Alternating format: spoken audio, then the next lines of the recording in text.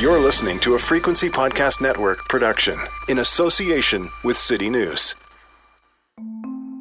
If you ask Ukraine's president, and at this point the leaders of basically every Western country have done that, he'll say he needs help. If you ask him to get more specific, he will tell you there's one thing that Ukraine does not have right now that he believes would make a huge difference.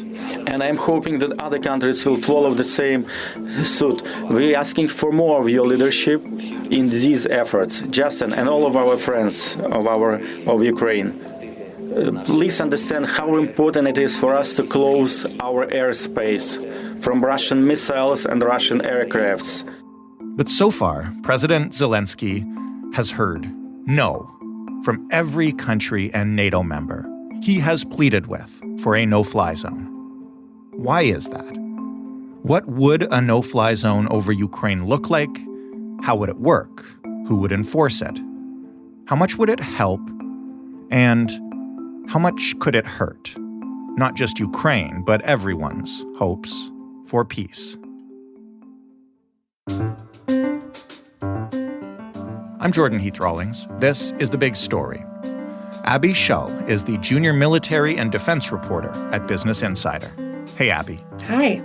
This is one of those topics that seems really simple, and yet it keeps coming up, and we thought we would do a little bit of an explainer today, and you wrote an excellent piece on this, so maybe I'll just start with this. Is there an actual, agreed upon definition of a no-fly zone, or does it change with different countries and conflicts? Sure. So you're right that it seems kind of simple. And there is a bit of an accepted definition in that, usually a no-fly zone would prohibit certain kinds of aircraft from being flown through a designated airspace. That's the simplest definition we've got. But of course, it does differ between conflict. So, you could mean you're covering a whole country or a whole region or just specific little pockets of a country or region. So it can get a little complicated. Is there anything unique about the no-fly zone that Ukraine President Zelenskyy is asking allies, NATO countries for? Well, I would say that he's not asking for all of Ukraine to be designated a no-fly zone. He is only asking for certain parts of the airspace. There are big parts of the airspace, and it's kind of unclear what parts of the airspace he's asking for. But that would, I would say, be the only truly unique thing about it. Why has it been sort of the one focus of, first of all, aid requests from Ukraine, but also focus of conversation around countries like America, Canada, and European countries in terms of this is the focal point, I guess, of our efforts or non-efforts to help Ukraine? Sure. So I think before the conflict started, Ukraine was asking for different stuff from the U.S., from NATO, right, weapons or equipment. And for the most part, a lot of countries stepped up, and they're still stepping up. They're still sending things to Ukraine. But a no-fly zone, I think in Zelensky's eyes, it creates a barrier. But I think it also involves NATO and the allied countries. It makes them much more involved in the conflict than they are right now. And he knows that. And he's looking for any help that he can. No one expected this conflict to go the way it has. They're hanging on, and he is just looking for ways to continue that streak of being able to hang on, and thinks that, this is the one thing that could help them the most. Another really practical question. How are no-fly zones monitored and enforced? And if we were going to do that with Ukraine, how would it work? Sure. So when we say that Zelenskyy is asking NATO or asking the US or Canada to support a no-fly zone, that doesn't just mean the US saying, yes, that sounds great, let's do a no-fly zone. What that means is he's asking NATO and the US and Canada. He's been going to countries making this request. He's asking them to support it in a military way. He's So the way that no-fly zones work is they require round-the-clock monitoring. And that means if NATO got involved, it would mean NATO or one of the 30 members would have to identify all incoming aircraft, send fighters to intercept that aircraft. And if they don't comply and get out of that airspace within, a certain amount of time or whatever, the possibility is there that they would be forced to shoot down that aircraft. That means the US shooting down Russian planes. That means NATO shooting down Russian planes. And that is the chief reason, I think we can all say, that NATO and Canada and the US, nobody is willing to come to the table on supporting a no-fly zone right now. So presumably, if they shot down one of those Russian aircrafts, that would escalate the conflict and bring in other members. And what could happen then? Like, what is the actual endgame fear here? Absolutely. I mean, the fear is that would be an escalation of war.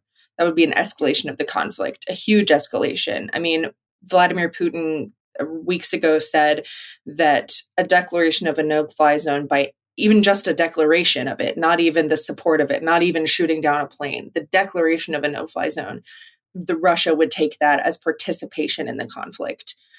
Thus far, he hasn't taken sending aid like military equipment as a participation in the conflict, but he would take a recognition of a no-fly zone as participation. And the White House has said that's just not something that they're willing to risk, is going to war with Russia. And in the international community, that's a huge fear, because Russia and the US have the biggest nuclear arsenal, and war between the US and Russia, the fear is that would be nuclear war. That's just something right now that nobody is willing to risk. Do we know what people in the intel community or international policy experts think would happen? Like, do they support that recommendation that, yes, this could be the start of something really bad, so don't do it? Oh, yes. At William and Mary's Global Research Institute, they did a survey of like 900 international relations scholars who almost unanimously agreed that the no-fly zone is a bad idea and would substantially increase the likelihood of Russia mounting a nuclear attack against Ukraine or against one of the NATO members. So that's something people are universally agreed on, that right now that's just not a good option. I'm still curious about how this works in terms of procedure, because it would be NATO doing it, right? But who makes the decision?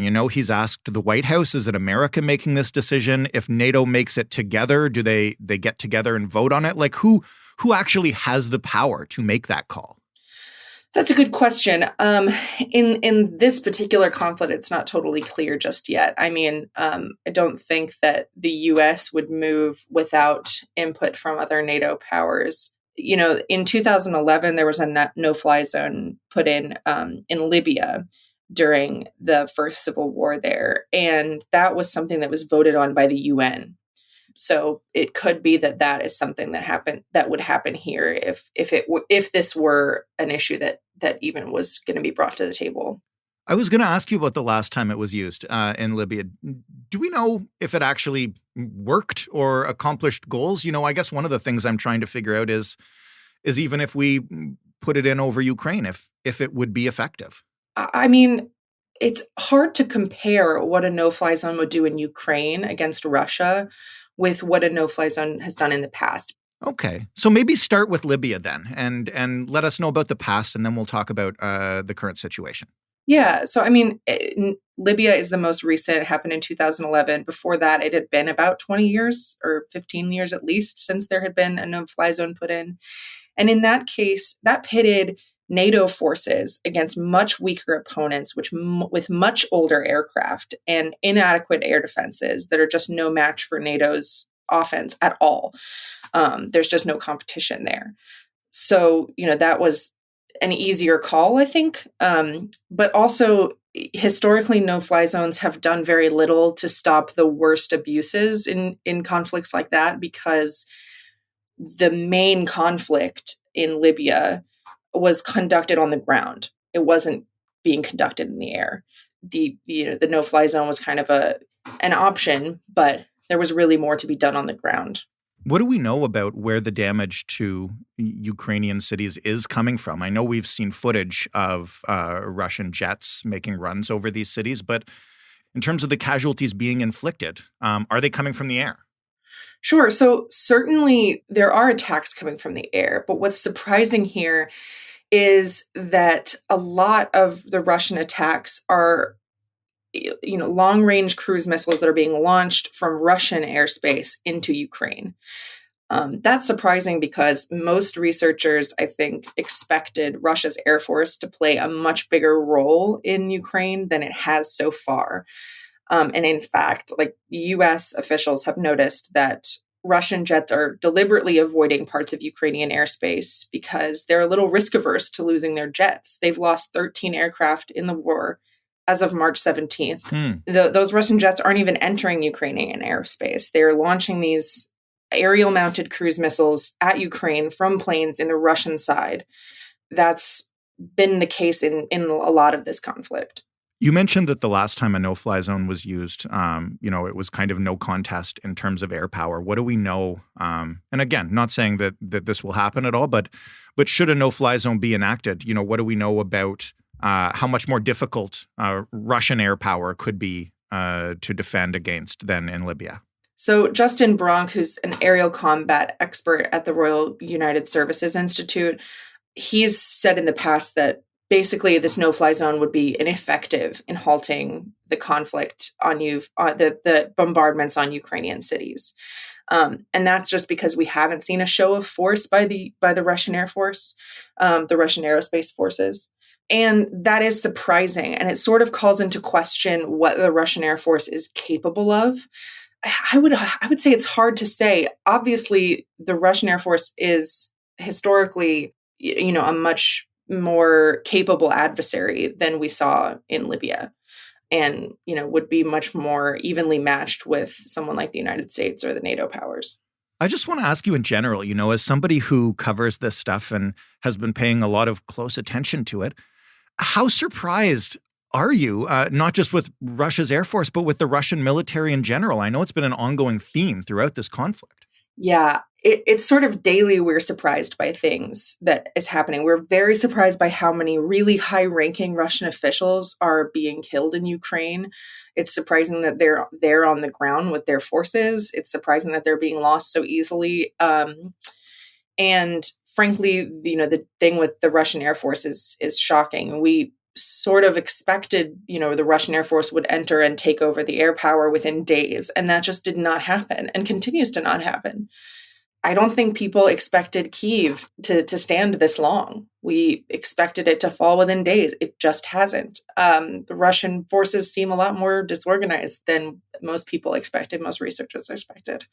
So given all that then, aside from a no-fly zone, which doesn't seem like an option, what kind of direct aid could turn the tide, would make a difference? I know already there are missiles being shipped in and those continue to come in, but what options are there for NATO countries to help beyond what they're doing now? I think there's a question of at what point does Russia take aid to Ukraine as participation in the conflict?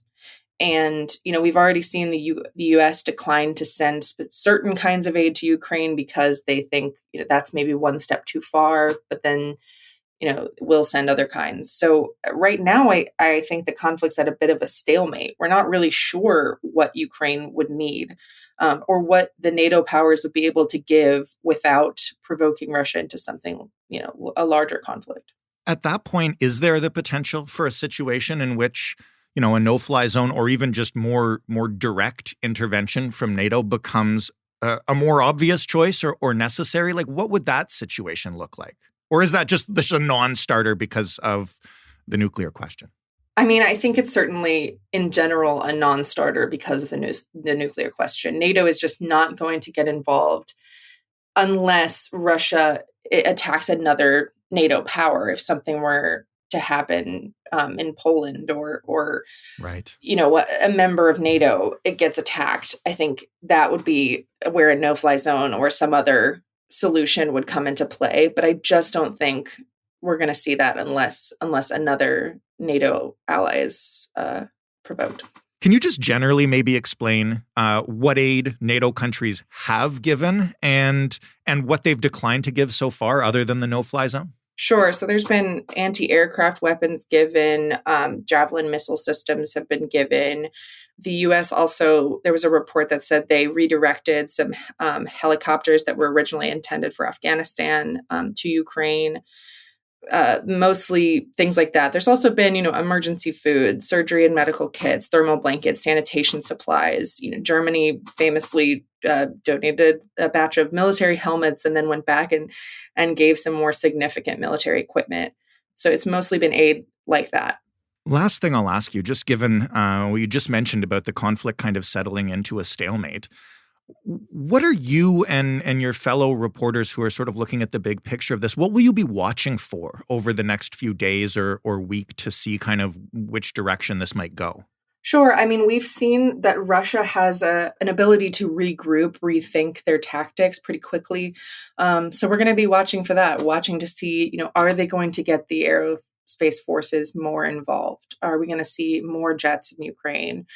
How are their tactics going to change over the next few days? Because that's really where the question lies. Ukraine is doing everything they can. They're ready for anything. They're trying their best. And, so we're really waiting to see, how is Russia going to regroup? How are they going to rethink this conflict in the coming days? Without trying to be too cynical, just given what we've seen over the past week or so, what are the chances that rethinking ends up with sort of a more brutal attack that more directly impacts civilians on the ground? Sure. I mean, I think we have to expect that. It's a horrible thought. There are already atrocities going on there. I think, Russia has made some false flag campaigns against the U.S., against other NATO countries about using chemical weapons in Ukraine. And they did similar, they've done that in other conflicts in the past, in which they've then gone and used chemical weapons. So I think that's the big fear going forward. Abby, thank you for this. I feel a little more clear on what's on the table and what's not. Sure, no problem. Abby Shull of Business Insider. That was The Big Story. For more from us, head to thebigstorypodcast.ca or find us on Twitter at TheBigStoryFPN. And you can email us, thebigstorypodcast, all one word, at rci.rogers.com. If you do have a few minutes, though, instead of emailing us, we'd love it if you went on Apple Podcasts and left us a review. Why are we asking for this? Because negativity gets tiresome. And we've covered some controversial topics over the past few weeks, and it has brought the haters out of the woodwork. I told you guys that I would read you some of the comments we get. Here are a few reviews from our faithful listeners on Apple Podcasts. Sold to Big Oil. This podcast has been purchased and taken over by Big Oil. Terrible. One of the worst podcasts you can listen to. It's terribly biased. At least they left a review, which you can do too and will be ever so grateful. Thanks for listening. I'm Jordan Heath Rawlings. We'll talk tomorrow.